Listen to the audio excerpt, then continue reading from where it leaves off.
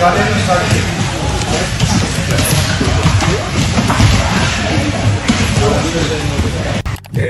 a difficult guy to fight, but Islam can make it really easy work for him.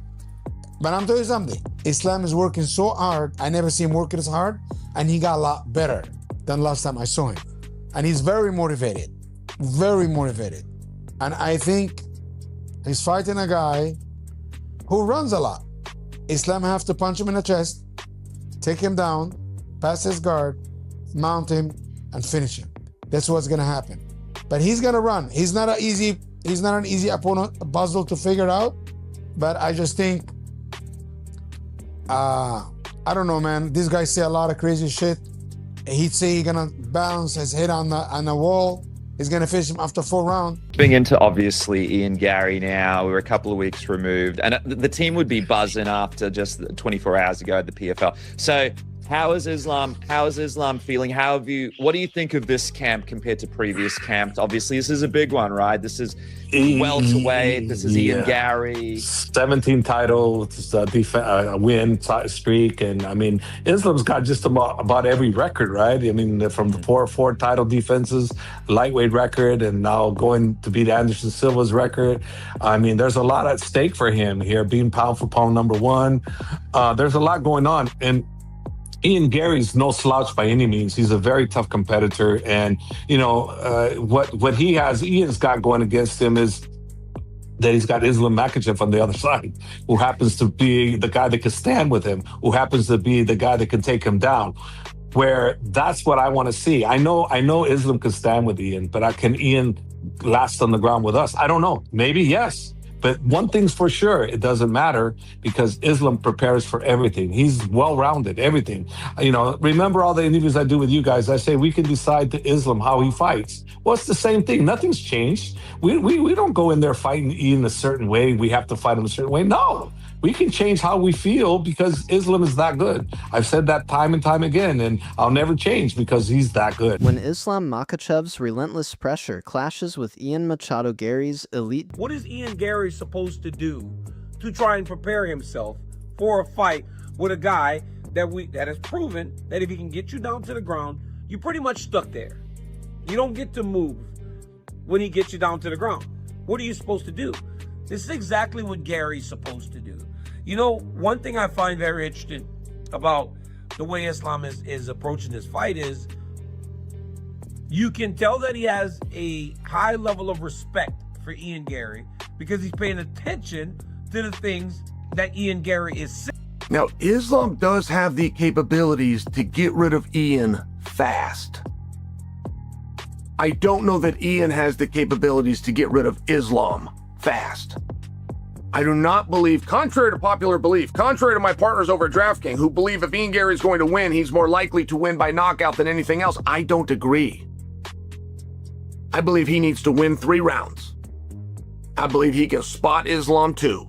And I believe we got to go to the car. All he cares about is beating Islam Makhachev next week and becoming the welterweight champion of the world. Now, there is a very good possibility that that happens, right? I do favor Islam Makhachev, of course I do. I would be a fool to sit here and say that Islam Makhachev doesn't probably win that fight, right? That's just foolish, right? He probably does. He's unbelievable, right? He's incredible at what he does. He's the greatest lightweight of all time. He's probably the best pound-for-pound fighter in all of the sport that's active right now. But Ian Gary does have a unique challenge. He's 6'3", he's very long, he's quick, he's a good striker, and he's not afraid to spoil the fight, okay? And what I mean by that, and I did another video on this a while ago, so apologies for repeating myself, but he's happy to jab and jog, he's happy to pick him apart, he's happy to win on points, right? He's happy to just keep banging that jab and moving away. 1-2, move away. Little team kick, move away. Just keep dancing around that gigantic octagon. That's was Islam's approach, is that his rear leg head kick,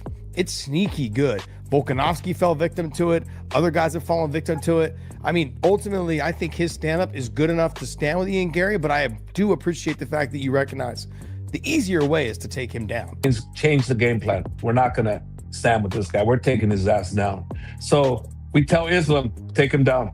We go in there, what happens in the fight? Islam takes him down and destroys him. Yeah. Because I felt we were the bigger, stronger fighter. So I couldn't do that with any fighter. No. Could not do that with any fighter. I can't do it with Islam. And that's what people are sleeping on. So don't sleep on that part, because that's the part that he's so damn good.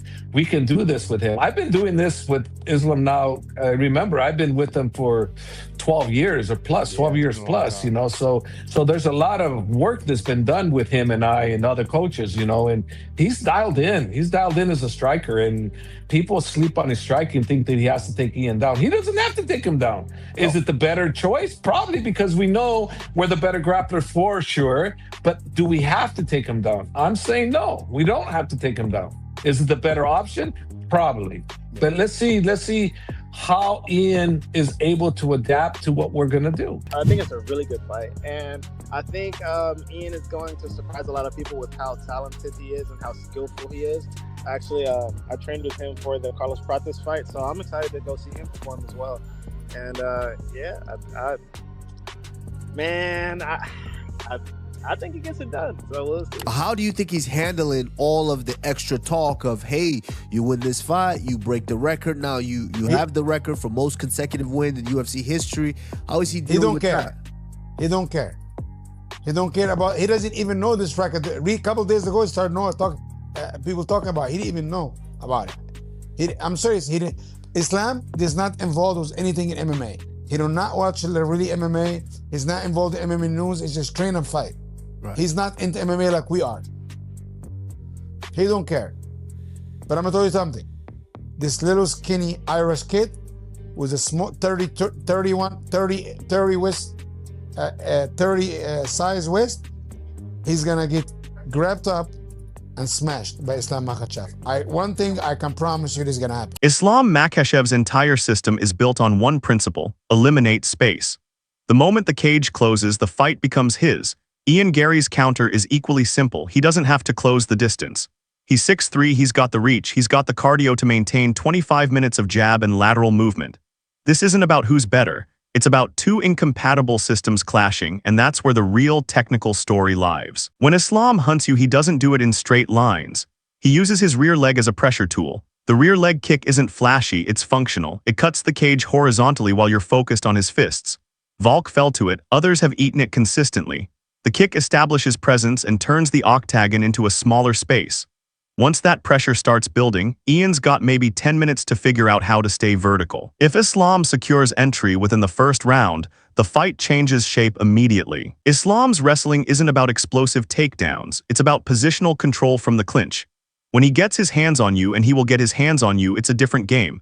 The takedown becomes secondary to what happens after. Once you're down, Islam passes guard with systematic pressure. He doesn't scramble. He methodically moves from guard to knee slice, knee on belly into side control, then mount.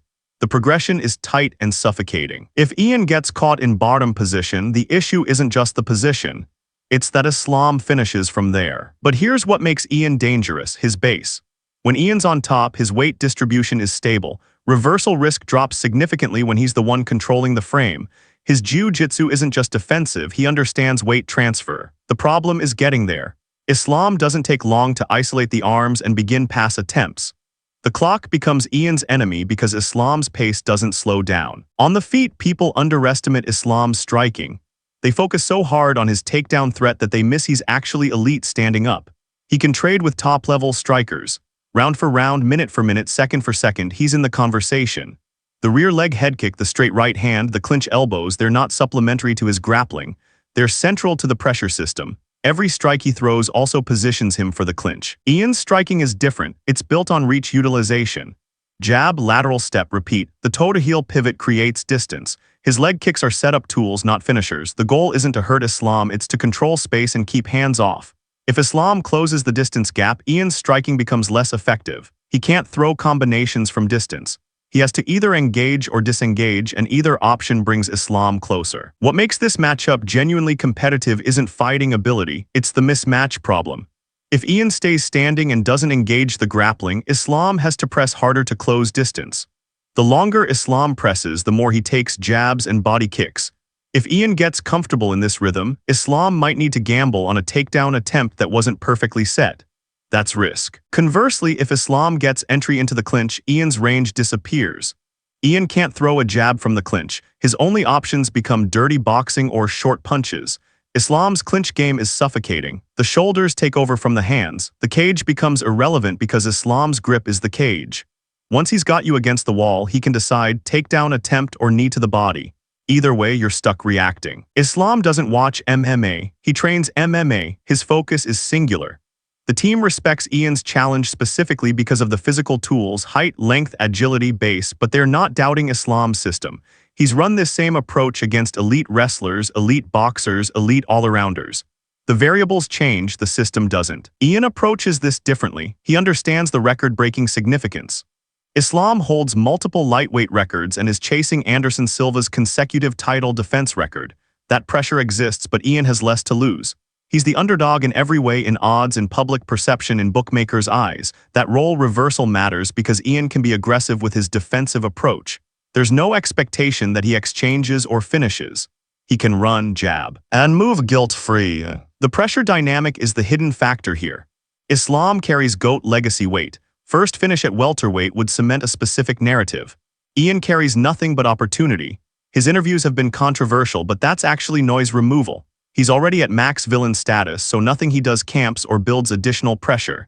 He's free to execute the most boring possible game plan, stick and move for 25 minutes. But execution matters. Cardio testing isn't failure.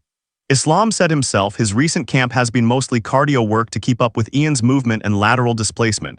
That's not a weakness admission, it's a preparation detail. Even accounting for footwork and distance, Islam's closing speed and pressure-building mechanics are sophisticated.